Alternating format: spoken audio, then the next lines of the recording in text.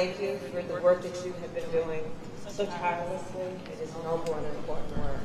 First Lady Dr. Jill Biden, Second Gentleman Doug Emhoff, Secretary Lloyd Austin, and members of our cabinet, General Mark Milley, and service chiefs, leaders and members of veteran service organizations, and all of the distinguished guests. Good morning and thank you. And in particular to our veterans, service members, families, caregivers, and survivors. It is a profound privilege to thank and honor you today and every day. So we gather to pay homage to all those who have served our nation in uniform, at home and overseas, in times of war and in times of peace.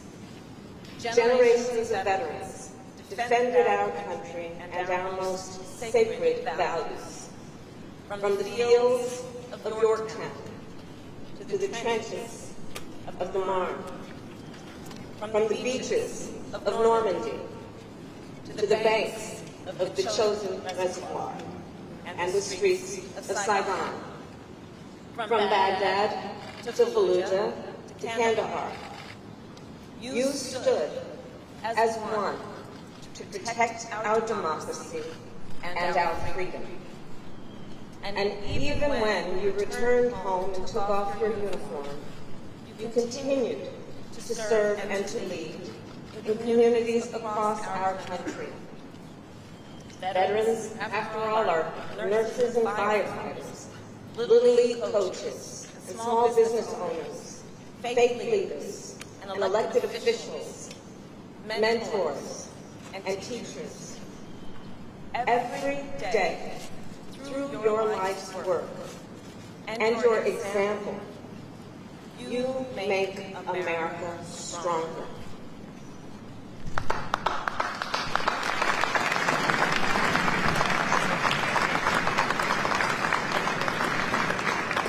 On Veterans Day, we come together as a nation then to express our profound gratitude for all you have done and continue to do.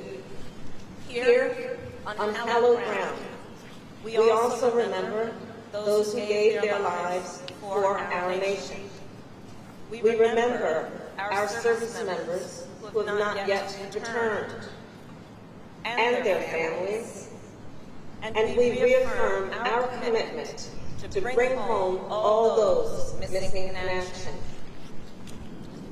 Veterans represent the best of America. Unwavering courage, unmatched talent, and unshakable devotion.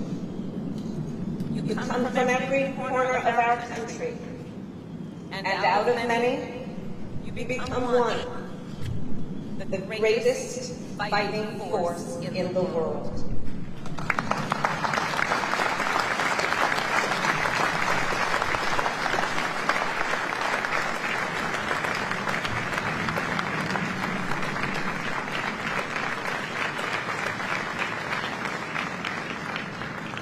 As Vice President at the DMZ in Korea, aboard ships in the Indo-Pacific, at SOCOM and CENTCOM in Florida, and on NATO's eastern flank, I have seen firsthand how America's armed forces protect the highest ideals of our nation around the world. Since 1789, American service members have sworn an oath, not to a person, not to a party, but to the Constitution of the United States, to support and defend the principles of liberty, equality, and justice, to preserve and protect our democracy. Veterans, you're the one who answered the call. And in so doing, you left often the people you love and the place you call home. You missed birthdays, holidays, and graduations. Some of you First met your newborn baby on a video chat. You risked everything. And you gave us so much to safeguard the lives and the liberty of people who you may never meet. To be a veteran is to have truly known the true cost of freedom and to have borne it for all of us. That is a debt that must always be remembered. And I believe it is a debt we must all work to repay.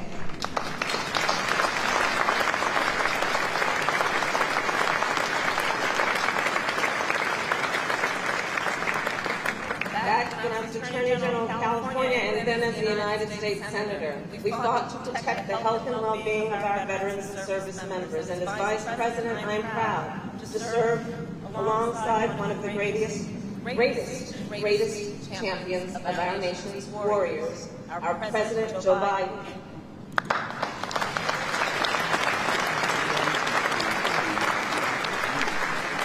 President Biden and I believe that as Americans, we have a sacred obligation to take care of our veterans and our military families. Fulfilling that obligation means making sure veterans can access the support and the resources they need to thrive.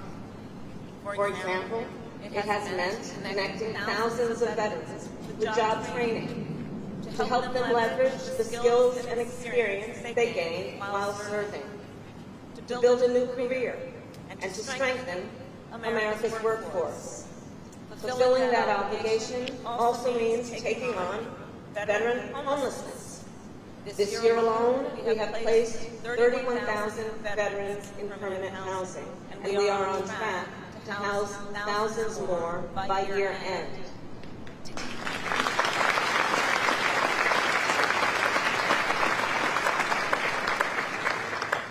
Taking care of our veterans also means taking care of those who love them. Because while our veterans wore the uniform, they were not the only ones who served. And no one understands that better than Dr. Jill Biden. Through her leadership of joining forces, Dr. Biden fights for military families, caregivers, and survivors. And Dr. Biden, our nation applauds your extraordinary work.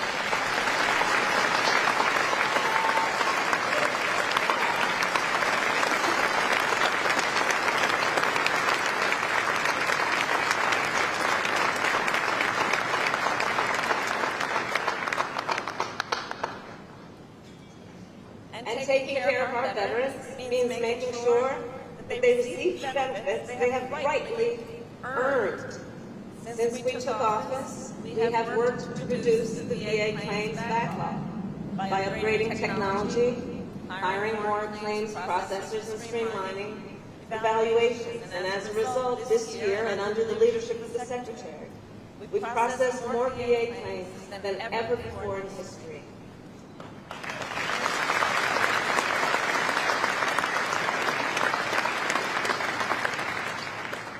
And we also came together, Democrats and Republicans, to support millions of veterans exposed to toxic substances while working and living near burn pits and other dangerous environments. The PACT Act, as has been mentioned, is the most significant expansion of health care and benefits for veterans and their survivors in 3 decades. And it was passed because of the leadership of our President and because of the leadership of so many of you, and we are indebted to you for that hard work and success.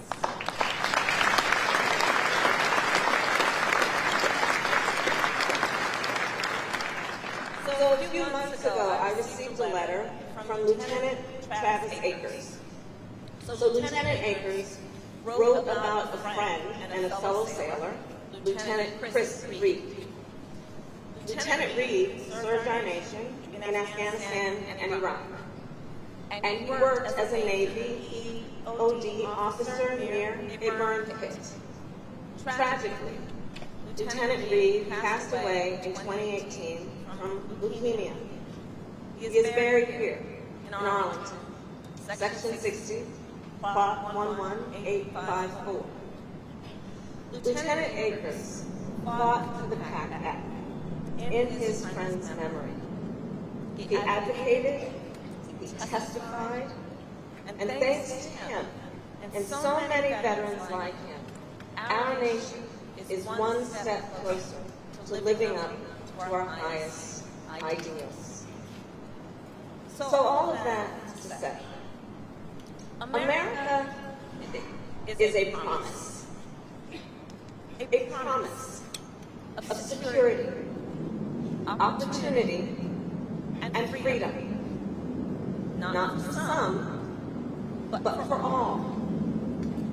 On Veterans Day, we celebrate the generations of Americans who fought to make that promise real. And we recognize, to truly honor our veterans, we must come together as a nation to defend that promise too. So on that point, I will conclude by sharing the words of Private First Class Abe Laurie, one of the many veterans joining us today.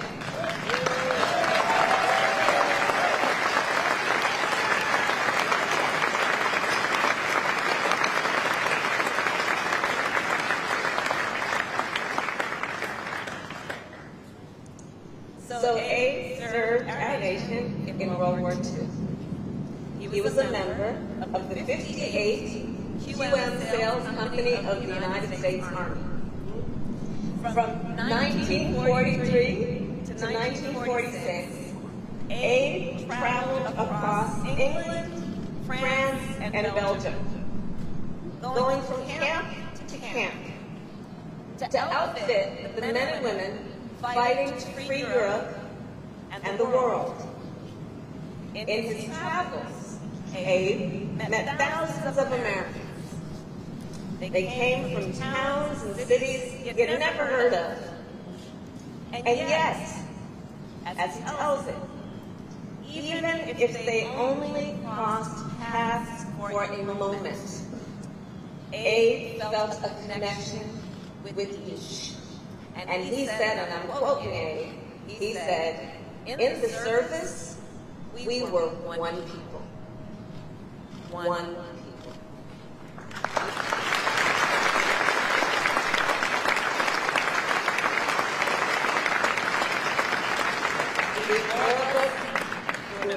Out of many, one. And that is the story of our armed forces. And it is the story of our nation. That is who we are. That is who we must be. One nation, united for liberty, united for equality, united for democracy. One nation, united to preserve and strengthen the freedoms our veterans gave so much to defend. May God bless you, and may God bless the United States of America.